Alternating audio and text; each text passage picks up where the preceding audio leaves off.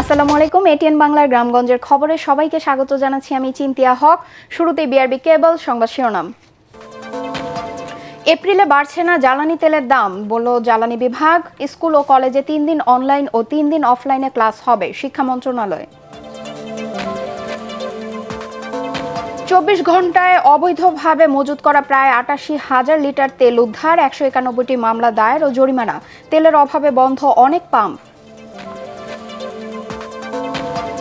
রাজধানী সহ সারা দেশে উদ্বেগজনক হারে বাড়ছে হামের সংক্রমণ, পরিস্থিতি মোকাবেলায় দ্রুত কার্যকর পদক্ষেপ নেওয়া দাবি।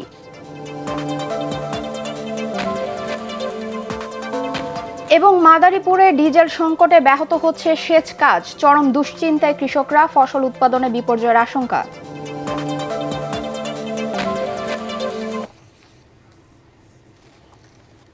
শুনছিলেন বিআরবি কেবল সংবাদ শিরোনাম, এবার বিস্তারিত সংবাদ। বৈশ্বিক জ্বালানি পরিস্থিতি মোকাবেলায় স্কুল কলেজগুলোতে 3 দিন অনলাইন ও 3 দিন সশরীরে ক্লাস হবে বলে জানিয়েছে শিক্ষা মন্ত্রণালয়। এর আগে সকালে সচিবালয়ে প্রধানমন্ত্রী তারেক রহমানের সাথে বৈঠকের পর এমন পরিকল্পনার কথা জানিয়েছিলেন শিক্ষামন্ত্রী আ.ম এহসানুল হক মিলন।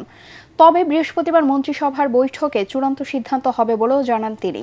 এদিকে এপ্রিলে জ্বালানি তেলের দাম বাড়বে না বলে জানিয়েছেন জ্বালানি মন্ত্রণালয়। দেশে জ্বালানি তেলের সংকট নেই বলে জানিয়েছেন জ্বালানি ও খনিজ সম্পদ বিভাগের যুগ্ম সচিব মনির হোসেন চৌধুরী।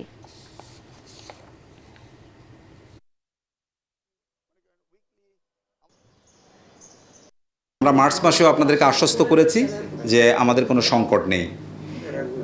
এপ্রিলের একদিন আগে দাঁড়িয়েও আমি বলছি আপনাকে ইনশাল্লাহ কোনো অসুবিধা নেই। আমাদের সম্পূর্ণ প্রস্তুতি আছে। সাপ্লাই চেইনে যা যা করা দরকার, যেটুকু ডিজেল প্রতি মাসে চাহিদা, যেটুকু অকটেন প্রতি মাসে চাহিদা, সেটা কিভাবে নিশ্চিত করা যায় আমরা কাজ করছি। মানুষ যদি স্বাভাবিক কেনাকাটা করে কোনো অসুবিধা ইনশাল্লাহ হবে না। দেশব্যাপী জ্বালানি খাতে সাঁড়াশি অভিযান চালিয়ে 24 ঘন্টায় অবৈধভাবে মজুতকৃত ৮৭,৭০০ লিটার তেল উদ্ধার করা হয়েছে। এসব অভিযানে 191টি মামলা দায়েরের পাশাপাশি মোট 9,35,070 টাকা অর্থদণ্ড আদায় করা হয়। এদিকে তেল না থাকায় আজও সারা দেশে বন্ধ রয়েছে অনেক পাম্প। ডিপো থেকে চাহিদা অনুযায়ী তেল না পাওয়ার অভিযোগ করছেন পাম্প মালিকরা। মনির হোসেন তপুর রিপোর্ট। জ্বালানি পরিস্থিতি পর্যবেক্ষণে এবং তেল চোরদের ধরতে সারা দেশব্যাপী সাঁড়াশি অভিযান চালাচ্ছে সরকার। গত 24 ঘন্টায় 391টি অভিযান ও ভ্রাম্যমাণ আদালত পরিচালনা করে চোরাইভাবে মজুতকৃত 1.25 লাখ লিটার তেল উদ্ধার করা হয়েছে। গাজীপুরের কোনাবাড়িতে Messrs Abdul Ali filling station থেকে অবৈধভাবে মজুত 34,000 লিটার জ্বালানি তেল জব্দ করেছে ভ্রাম্যমাণ আদালত। সোমবার রাতে জেলা প্রশাসনের নির্বাহী ম্যাজিস্ট্রেট সালেহুর রহমান ও গাজীপুর 63 বিজিপির উপ অধিনায়ক মেজর শরীফ আহমেদ ভুইয়ার নেতৃত্বে এই অভিযান পরিচালিত হয়। অবৈধভাবে জ্বালানি তেল মজুতের দায়ে প্রতিষ্ঠানটির ম্যানেজার আবুল কাশেম বাবুলকে 1 মাসের বিনাশ্রম কারাদণ্ড দিয়েছে ভ্রাম্যমাণ আদালত। একই সঙ্গে সিলগালা করে দেওয়া হয় প্রতিষ্ঠানটি। আসার পরে আমরা দেখতে পাই যে এটা বন্ধ অবস্থায় পাই। আমরা প্রবেশ করার পরে আমরা দেখতে পাই যে স্টোরেজে প্রায় 28,000 ডিজেল এবং 5,500 অকটেন পাওয়া যায়, যেটা আমাদের মনে হচ্ছে ইলিগাল স্টোর করে একটা কৃত্রিম সংকটের চেষ্টা চলছে। চুয়াডাঙ্গায় পৃথক অভিযান চালিয়ে 9,200 লিটার তেল জব্দ করেছে জেলা প্রশাসন। একই সাথে তেল পরিমাপে কারচুপি করায় 60,000 টাকা জরিমানা করা হয়েছে। পাচারে জড়িত 4 জনকে আটক করা হয়। অতিরিক্ত দামে তেল বিক্রির দায়ে ব্রাহ্মণবাড়িয়ার কসবা উপজেলায় এক ব্যবসায়ীকে কারাদণ্ড দেওয়া হয়েছে। এদিকে দিনাজপুর সহ বিভিন্ন জেলায় পেট্রোল অকটেনের তীব্র সংকট দেখা দিয়েছে। দিনাজপুর উপজেলার অধিকাংশ ফিলিং স্টেশনে ডিজেল পাওয়া গেলেও পাওয়া যাচ্ছে না পেট্রোল ও অকটেন। ঘন্টার পর ঘন্টা লাইনে দাঁড়িয়েও তেল না পেয়ে ক্ষোভ জানিয়েছেন চালকরা। 9,000 লিটার আমাদের ধারণ ক্ষমতা, সেখানে তেল পাচ্ছি আমরা 3,000 litre. 3,000 litre octane, 3,000 litre petrol, 3,000 litre diesel. যে মোটরসাইকেল যেভাবে লাইন করে দীর্ঘ অপেক্ষায় আছে, সে সকাল থেকে অপেক্ষা করতেছে। এই সামান্য 3,000 লিটার যে কতটুকু দিতে পারবে তার মধ্যে শেষ হয়ে যাবে। তারপর তারা অনেক কষ্ট করে অপেক্ষা করে তাদের চলে যেতে হচ্ছে। এই অবস্থা দাঁড়াইছে এখন সব জায়গারই অবস্থা এই অবস্থায় দাঁড়াচ্ছে। তেল যদি পর্যাপ্ত বাংলাদেশে থাকে তাহলে এইভাবে তেল দিচ্ছে কেন, সেটাই হচ্ছে কথা। এদিকে খাগড়াছড়িতে দীর্ঘদিনের তেল সংকট এখন চরম ভোগান্তির কারণ হয়ে দাঁড়িয়েছে। পটুয়াখালীতেও প্রকট হচ্ছে তেল সংকট। চাহিদা অনুযায়ী ডিজেল না পাওয়ায় গত এক সপ্তাহে গভীর সমুদ্রে মাছ শিকারে যেতে পারেনি অনেক জেলে। মনির হোসেন তপু, এটিএন বাংলা। রাজধানী সহ সারা দেশে উদ্বেগজনক হারে বাড়ছে হামের সংক্রমণ। বিশেষ করে রাজশাহী, নাটোর, পাবনা ও চাঁপাইনবাবগঞ্জ, নেত্রকোনা জেলায় এই সংক্রমণের হার বেশি। পরিস্থিতি মোকাবেলায় দ্রুত কার্যকর পদক্ষেপ নেয়ার দাবি রোগীর স্বজনদের। প্রতিনিধিদের পাঠানো তথ্য ছবিতে মাসুদ রানার প্রতিবেদন। সারা দেশে হামের প্রকোপ বাড়ছে।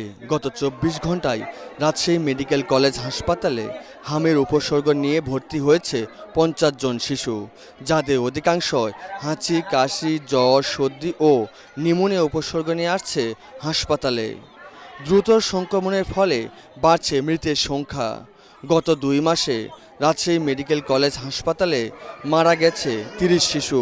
মেডিকেলে ভর্তি হয়েছি, হয় এই হাম বাড়া গেছে, ঠান্ডা জ্বর আর হাম হয়েছে।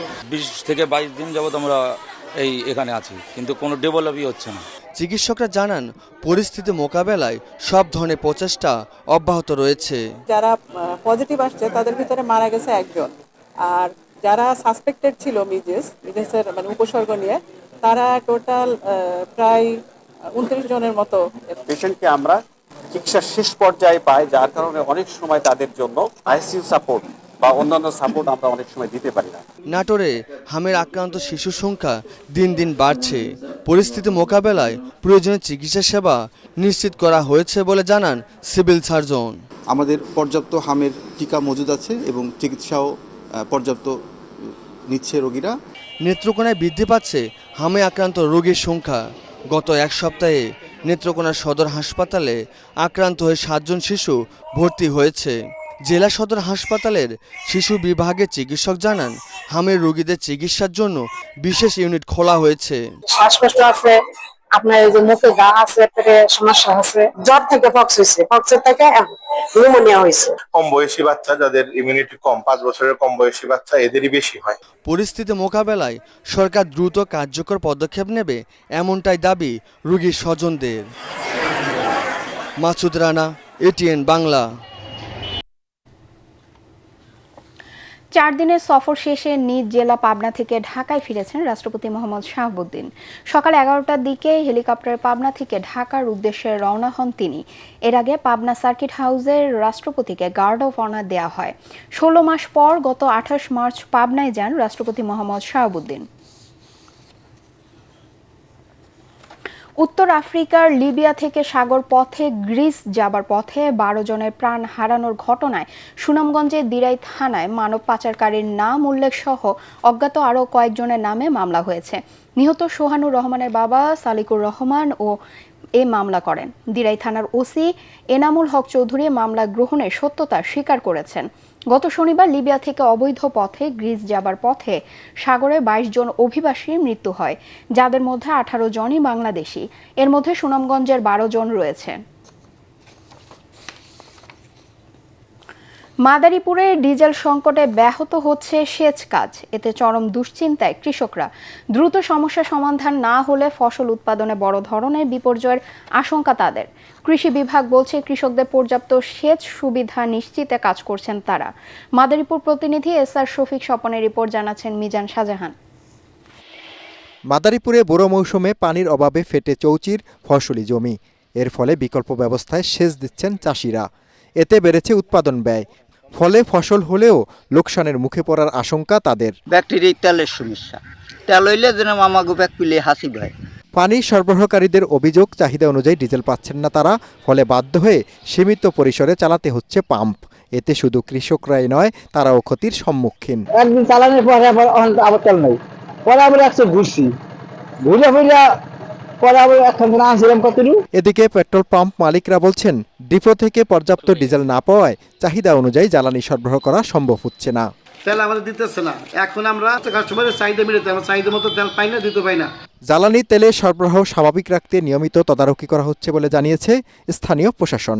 দেশব্যাপী অবৈধ জ্বালানি তেলের যে অবৈধ মজুদের প্রচেষ্টা চলছে বিভিন্ন মাধ্যম থেকে, তার বিষয়ে ভিজিলেন্স টিম অত্যন্ত তৎপর রয়েছে। কৃষকদের সমস্যার সমাধানে কৃষি বিভাগ কাজ করছে বলে জানালেন জেলার কৃষি কর্মকর্তা।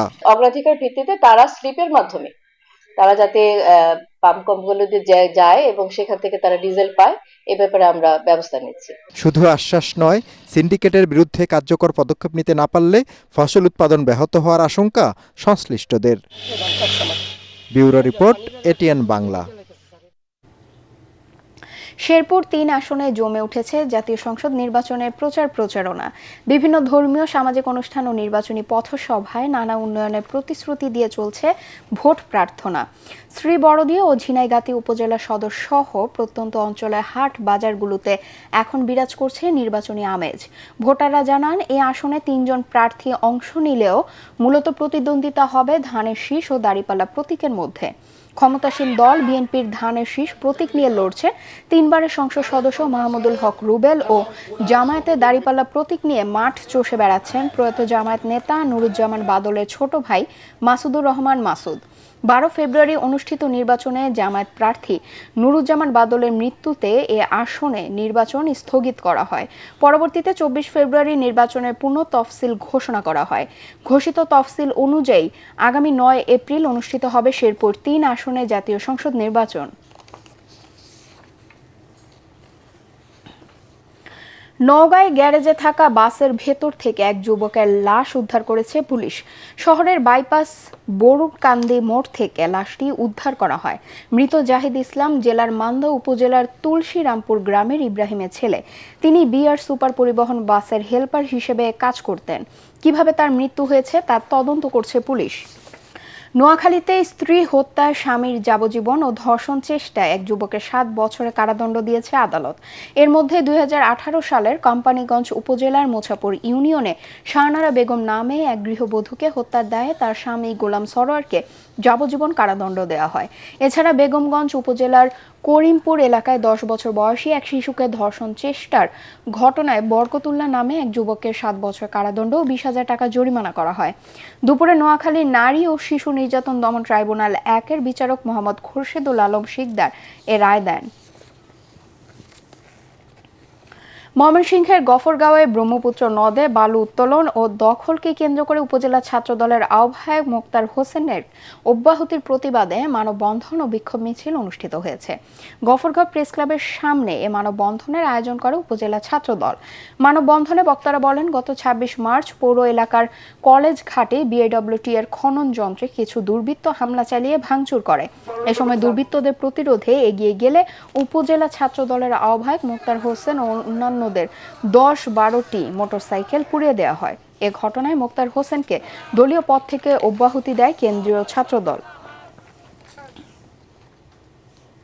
রংপুরে পেনশনের টাকার দাবিতে মানববন্ধন করেছেন গ্রামীণ ব্যাংকের অবসরপ্রাপ্ত কর্মকর্তা-কর্মচারীরা।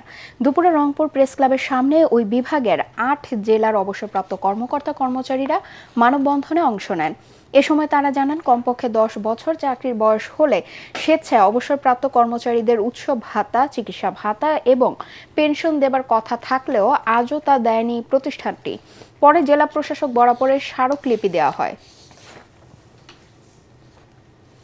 জামালপুরে পুরাতন ব্রহ্মপুত্র নদের উপর নির্মাণাধীন নান্দিনা লক্ষ্মীরচর সেতুর অধিগ্রহণকৃত ভূমিতে থাকা অবৈধ স্থাপনা অপসারণের উচ্ছেদ অভিযান চালিয়েছে উপজেলা প্রশাসন। দুপুরে জামালপুর সদর উপজেলা ভূমি সহকারী কমিশনার তানবীর হায়দারের নেতৃত্বে এ অভিযান পরিচালিত হয়। এ সময় এলজিইডি ও সেতুটির প্রকল্প কর্মকর্তা উপস্থিত ছিলেন। যোগাযোগ ব্যবস্থা সহজ করতে ব্রহ্মপুত্র নদের উপর 106,52 লাখ টাকা ব্যয়ে 606 মিটার দৈর্ঘ্য ও 10 মিটার প্রস্থের পিসি গার্ডার সেতুটি নির্মাণ করছে এলজিইডি। ব্রাহ্মণবাড়িয়ার কসবায় পৃথক অভিযান চালিয়ে প্রায় 3.5 কোটি টাকার ভারতীয় পণ্য জব্দ করেছে বিজিবি। রবিবার রাতে ও সোমবার এ অভিযান পরিচালনা করা হয়। জব্দ করা পণ্যের মধ্যে রয়েছে 2,468 পিস শাড়ি, যার বাজার মূল্য 2,06,21,000 টাকা। এছাড়া রয়েছে ভারতীয় উন্নমানের 17,295 পিস চশমা ও 100 কেজি কফি, যার বাজার মূল্য 1,42,38,000 টাকা। বিজিবি 60 ব্যাটালিয়নের অধিনায়ক lieutenant colonel S M Shariful Islam সংবাদ সম্মেলনে এসব তথ্য নিশ্চিত করেন। নেত্রকোনায় উৎসবমুখর পরিবেশে শুরু হয়েছে মাসব্যাপী ঈদ আনন্দ ক্ষুদ্র কুটির শিল্প মেলা। জেলার মোক্তারপাড়া পুরাতন কালেক্টরেট মাঠে জেলা প্রেস ক্লাব ও পুলিশ নারী কল্যাণ সমিতি পুনাক এ মেলার আয়োজন করে। উদ্বোধন করেন জেলা পরিষদের প্রশাসক অ্যাডভোকেট নুরুজ্জামান নুরু। মেলায় দেশীয় হস্তশিল্প, কুটির শিল্প সহ পোশাক ও বাহারি খাবারের স্টল স্থান পেয়েছে। পরবর্তী সংবাদ দেখার আমন্ত্রণ জানিয়ে এখনকার মতো শেষ করছি। এটিএন বাংলা সংবাদ ইউটিউবে দেখতে ব্রাউজ করুন youtube/ATN Bangla News। ধন্যবাদ সবাইকে।